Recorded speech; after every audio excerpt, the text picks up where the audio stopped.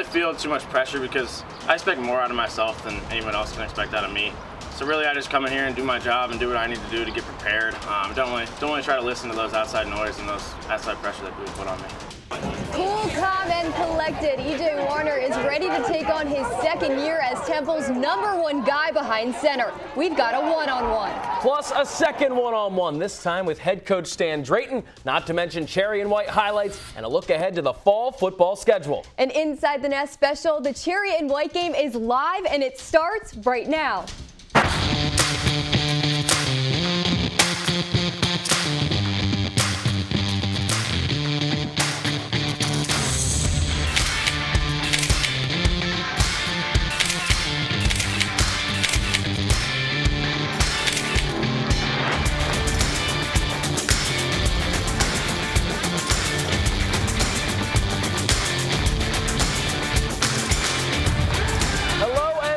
Into a special edition of Inside the Nest. She's Emilie Cochrane, I'm Luke Meli, and we've got some action on the gridiron for the first time in 5 months. Yes, football is officially back, and Stan Drayton's team had the chance to showcase some old and new talent during the annual cherry and white game on Saturday. Over the next 30 minutes, we'll take a look back at the entire spring season, and we'll look ahead to next fall, and this includes 2 sit-down interviews, one with head coach Stan Drayton and another with QB E.J. Warner. But first, the cherry and white game and football at Edberg Olson Hall. On Saturday, fans got their first look at the 2023 Temple Owls, but this wasn't your conventional football game. The offense was cherry, the defense was white. Now make sure to take notes, there will be a quiz later. Scoring for the offense mostly reflected a real football game, except there were potential extra points with explosive plays or 2+ first downs. Then on defense, that's where the team got creative. A 3-and-out, a sack, a turnover, or a missed field goal all earned points for the defensive side of the ball. It's safe to say this is a game designed for the offense to win. Hundreds were on hand to take in the game that culminated the 2023 spring season for Temple football. It was the defense in white that produced some good moments early. Grad student Lucina Teray posts an early sack, and later, redshirt freshman Sam Martin, who primarily played special teams in 2022, snags a pass out of the air for the pick. But then the offense got into a groove. Tyler Douglas, a mid-year enrollee to the team, connects on a bomb to redshirt junior Shakuna Kamara for the long touchdown, the longest of the day. Now, there wasn't a ton of physicality in this one, but redshirt senior Tywan Francis made sure Ahmad Anderson wouldn't go home without a bruise. The first half of this game was made up of live drives, while the second half was game scenarios picked by head coach Stan Drayton. Those second half plays, including this one where the offense coughed up the ball deep in the red zone, did not count towards the final score, although it didn't change too much. Amidst all the hits, touchdowns, and turnovers, the offense prevailed as expected, 65-28. As we approach our third quarter of our development, the focus now switches to really becoming a tight football team, a football team that genuinely really cares for each other and not afraid to hold each other accountable. And you know, that's going to be a tough phase for us, even though I think we are trending in the right direction. It's just hard for young people to do nowadays. I think coming in last year, as a young guy, I didn't really try to use my voice too much, just try to earn that respect through my play. I think this year that these guys respect me now and know that I put in the time, put in the work to come out here and to listen to me. It was a productive afternoon for the offense, led by Warner, who threw for 152 yards and 2 touchdowns. In true scrimmage style, the offense was highlighted most, dominating on the scoreboard 65-28. But the defense did produce some great plays as well. A Sam Martin interception and 5 tackles from Elijah Darraville gave the D some momentum and something to look forward to in the fall. It was a busy afternoon at Edberg Olson Hall on Saturday, so we welcome in Inside the Nest reporter Jake Gable to break it all down. Thank you so much for joining us today, Jake. Happy to be back. Now, Jake, I want to start with the offense. Who were some guys that stood out to you that maybe we didn't talk a lot about during the fall? Well, I'm going to talk about someone we didn't talk about in the fall as well. They weren't on the team in the fall. That's early enrollee Kyle Williams. He's a freshman in his first semester. He's from Harrisburg. That's his high school. And he was really good in this spring game. A running back. He was explosive, elusive, breakthrough tackles. And when he didn't break the tackle, he was also trying to get through that contact. And that's something I love to see. He set a school record for receptions his freshman season, had 1,900 yards his senior year, and 26 touchdowns. This is a guy that can really help out a Temple team that was 3rd worst in rushing yards per game last year.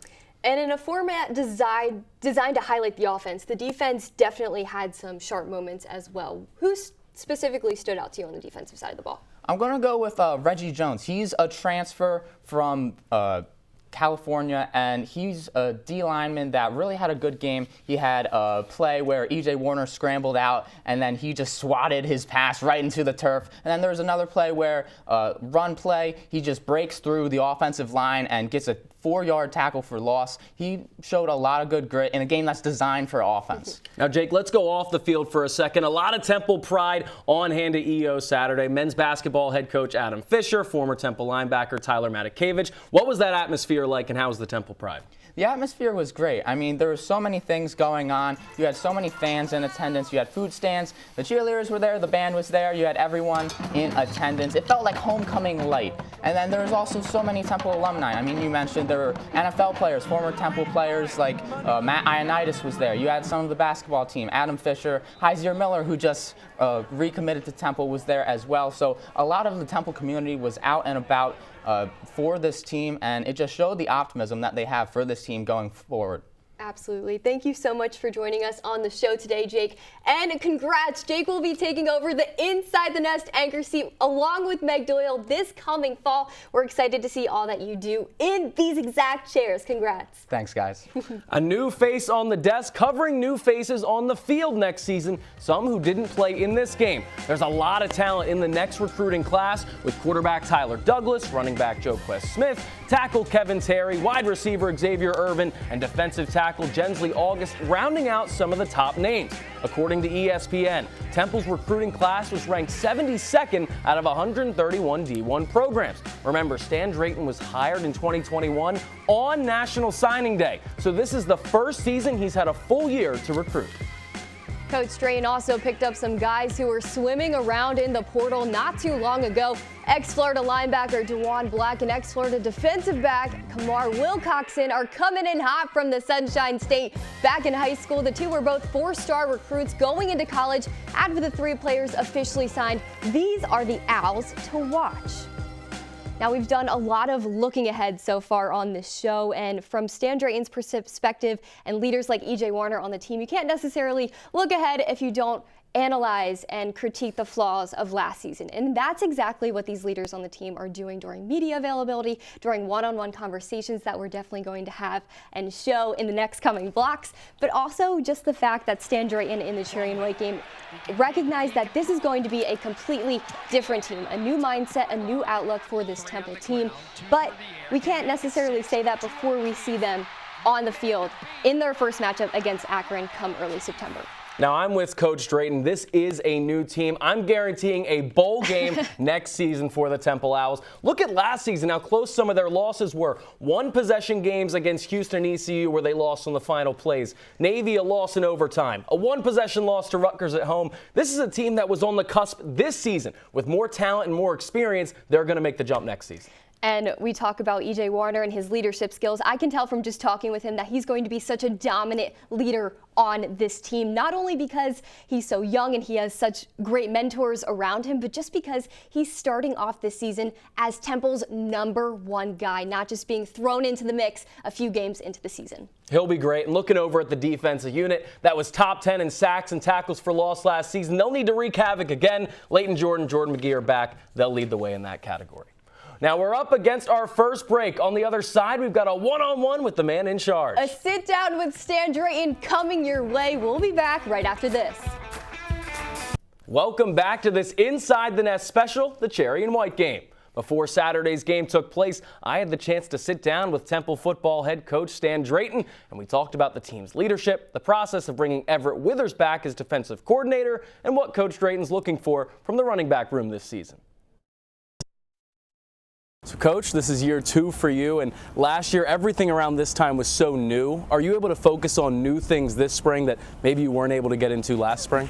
Well, I'll tell you what, it is definitely a fluid situation. I mean, there's always something new going on, whether it be just bringing in new players, getting them acclimated to this culture. I mean, there's always something going on that way. But you know, year 2's been a lot more smooth than it had been in the past, in the sense of our players know what to expect. You know, we have our standards in place for how they're supposed to act in a meeting room setting, how they're supposed to act in a practice setting, and they've really bought into that. So with that, we've got some player leadership that's developing, and all the newcomers that are coming in are being rallied by our current players, which is pretty neat to see. So in that respect, year 2 is going a little bit more smooth. You guys had an unusual situation with DJ Elliott being hired to the Eagles, a great opportunity for him, but it happened so late in the process. In the spring, you guys went out, were able to grab Everett Withers, last season's chief of staff, bring him in as a defensive coordinator. Can you tell me what that process was like and describe your relationship with him that maybe helped that out? It was hectic. You know, it happened so late. And obviously, Everett was a guy who was the carrier of our culture last year at chief of staff. I mean, he knows every single little detail about these kids. He was in their lives completely, you know, handling issues and, you know, making sure they hold to the standard that we hold within this program. So obviously, I've worked with him in the past. He was a coordinator at Ohio State, and he and I won national championships together. So I know what he can do as a coach. The fact that he, you know, left here wanting to get back on the football field at that time, it really left an empty space because he did such a good job as my chief of staff, as my right-hand guy, and I just didn't have anything available on the field for him at that time. So it all worked out where this job, when it did come available, he was the first person I thought of, and you know, he showed great interest and wanted to get right back to Diamond Street, and you know, so it worked out just great. The kids know him. We're not changing anything defensively. He knows the system inside and out. You know, so it was a very easy transition that way, but it was hectic at first for sure. Brought Tyree Foreman in to be the new running backs coach. Yeah. Anyone that knows you knows your background with running backs and coaching good ones. What do you want to see improve from that room this season compared to last, and how do you think Coach Foreman can bring that out of those guys? Just their ability to, you know, play past contact, an element of toughness needs to come out of that room for sure, and guys being able to create and make plays on their own. You know, that's the mark of a great back. And in order to do that, they really do have to have a great sense of what the defense is doing and inside out know exactly what the offense is doing, offensive line is doing, know what everybody around them is doing. And I think Coach Foreman's approach is just that. He's a big picture guy, kind of whole part guy, so he installs the big picture, then he kind of breaks it down into specifically what these guys need to do to make the whole thing work. And I think that style of teaching is going to have our guys really ready. I got to ask about E.J. Warner. Last season, the true freshman, year 1. Now moving into year 2, how have you seen him progress on the field, but also as a leader off the field? You see E.J. in passing, you don't think he's going to say a whole lot, you know, and you know, but there's a lot of things that happen behind closed doors where he's reeling guys in, he's making guys watch film with them, and all those little, you know, uncommon things that you expect your quarterback to do, but to actually get it done with all those personalities is something special. So I think he's got that quality to him. I think guys know that he's got what he's capable of and they believe in him, and that's half the battle. You know, he's consistently the same guy every single day, and the kids love him, and they'll follow him because his work ethic is through the roof. And beyond E.J. Warner, Coach Drayton said he's already seen leadership emerge on the field, which is important with only 2 of last season's 6 single digits remaining on broad. On the other side, Emilie has more with that leader of the offense, E.J. Warner. Inside the Nest, we'll be right back. Welcome back to this Inside the Nest special, the Cherry and White game. We heard from head coach Stan Drayton, so let's switch over to the other leader on the team. I sat down with QB1 E.J. Warner for some insider perspective on the atmosphere in the locker room, his bond with the wide receivers, and how he's grown to control his offense as one of the youngest players on the team. Knowing that you're Temple's #1 guy going into this season, how is that different from last year? Because you were definitely thrown into the mix a little later into the season. Yeah, it's been good. I think when you have that time in the offseason to kind of grow that relationship with the players and really get to know them outside of the field as well as on the field can definitely help you contribute once you get onto the field and help you guys grow that connection. So it's been huge. I've gotten to know these receivers so much better, and we've gotten such a close bond that we can now know when to get on each other, know when to celebrate with each other and stuff like that. So it's been good, and definitely grateful I got to have another off season with this team, and I think it's going to help a lot. Yeah, and you mentioned the atmosphere of the team. How is that atmosphere in the locker room? How do you guys motivate each other, and how do you guys support each other?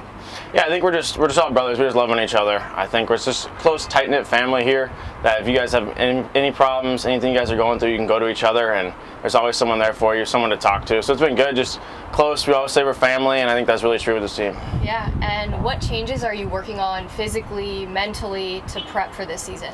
Yeah, I want to physically just change my body as much as I can. Last year, just being 18 years old, thrown into college games, I was a little small, not as strong as I wanted to be. So just working in the weight room, trying to change my body so I can get that strength, add a little extra stuff to my throws, add a little stuff outside of the pocket, I think will be good for my game. Yeah, and you're one of the youngest guys on the team, if not the youngest person on the team still. How does it feel, not necessarily telling what the guys to do, but how do you give these older guys advice knowing that they're vets? Does that feel weird to you? Is it comfortable, or do you just kind of see it as business? I mean, yeah, it's just business. I think they trust me, and they trust that I've put in the work to know what to do, and that they trust me when I tell them points to do or teach them different things. So it's been good. I think that I've grown that respect with them. I think I've earned it with them, that I can get on guys, and it's definitely been fun to come out here in spring and show that leadership. And what is your favorite part about being a D1 QB here at Temple? I think just having this, like I said, that family with the team. Just anytime you want to go out to eat, anytime you want to go somewhere, you have guys that you can go and hang out with and have fun and joke around. So just that locker room atmosphere that we have is just so much fun to be a part of. And then obviously the football aspect as well. I get to do what I love every single day and get paid to go to school for. So it's been fun. I'm definitely so grateful for this opportunity. And there's always a lot of speculation about who's going into the portal, and you were kind of a part of that conversation before this season. Did that kind of surprise you a little bit? I mean, I think anytime in today's day and age when a young guy has success, there's always so many rumors that pop up and stuff like that. But I mean, I love this place. I love the people here is the most important thing, and I definitely excited for my decision to stay here, and definitely excited for this season and grow this team in the off season. You kind of answered my question. Why did you decide to initially stick with Temple? Yeah, just like I said, the people here, it's just so close, staff, players, everything like that. I just can't leave this, and can't leave this team that I've been a part of and was a part of last season. I think we grew so much throughout the year. We got so much better from week 1 to week 12 that I had to come back and grow with the off season and hopefully do some more stuff next year. And I know there was a lot of pressure on you last year, just kind of coming in, picking up these duties as a QB. Is that pressure still kind of on your shoulders a little bit now that you're a little older, or is it the same weight on your shoulders? I don't really feel too much pressure because I expect more out of myself than anyone else can expect out of me. So really, I just come in here and do my job and do what I need to do to get prepared. Don't really try to listen to those outside noise and those outside pressure that people put on me. And as a leader on this team, we just had Stan out here, and he talked a lot about your leadership skills on and off the field. How has that kind of progressed this season as well? I think it's been huge, just growing that confidence to have a voice in this team and to get on guys. And I think it's been huge for me to have that offseason, like I said, to grow with these guys so I can do that, and they trust me to do that. So I think I've definitely still have room to grow, of course. Obviously a young guy, only my first year of college. But I think I've definitely grown a lot in that aspect, and hopefully these guys trust me to continue doing it more. And what are your goals for this season, if any? Main thing is just to win. Just want to win ball games, get to a bowl game, and just share that success with the team. I don't really have too many personal goals that I want to achieve. Just whatever I can to help this team put points on the board and score and win these games. Thanks to his rookie season, Warner was named a 2022 Freshman All-American and the AAC Freshman of the Year. It was a pleasure speaking with him one-on-one about his leadership and the growth on the team. But next up, we'll eye up one Temple Owl who made a huge transition on the offensive side of the ball. Stick around. Welcome back. Making a transition to a different position on the field can be difficult. For DeJuan Mathis, this means stepping away from that QB1 position to take on a very unfamiliar role in the wide receiver room. Our very own Brielle Berry has the story.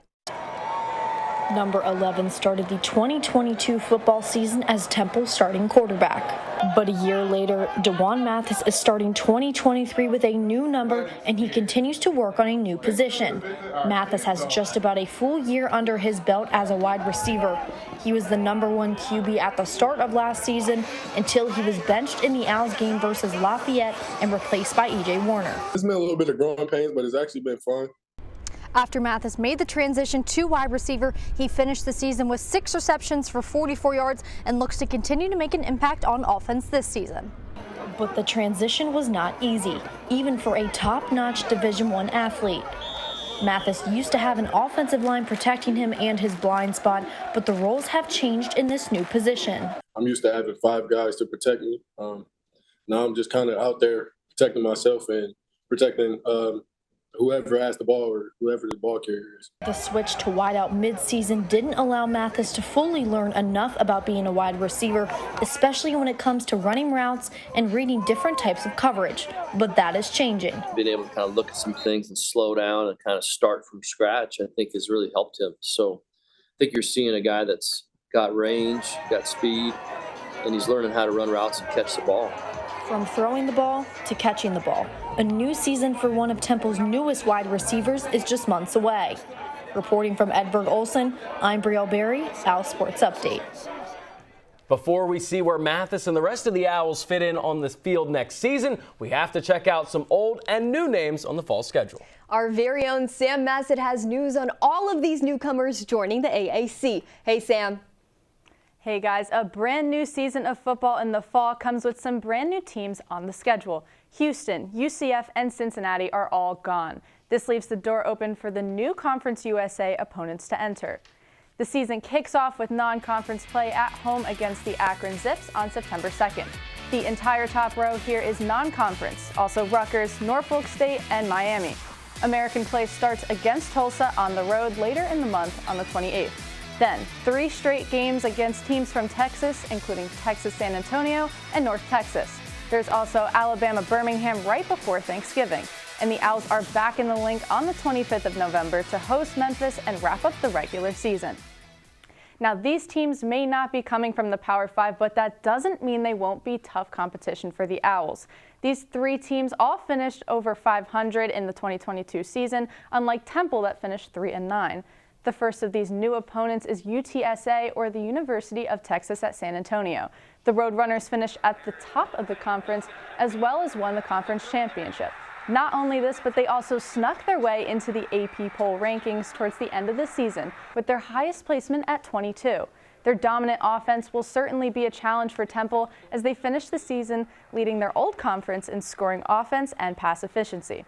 Another offense to look out for is UAB, also known as the University of Alabama Birmingham. The Blazers' run game was unstoppable in the 2022 season as they finished at the top of the Conference USA in both rushing touchdowns and yards. Both of the team's running backs finished first and second in the conference on all-purpose yards. Although one of those backs has declared for the NFL, it will be a test for the Owls to see if they have what it takes to improve their bottom of the conference run game on defense. That's all the AAC talk I have for today. I'm Sam Massett. Back to you guys on set.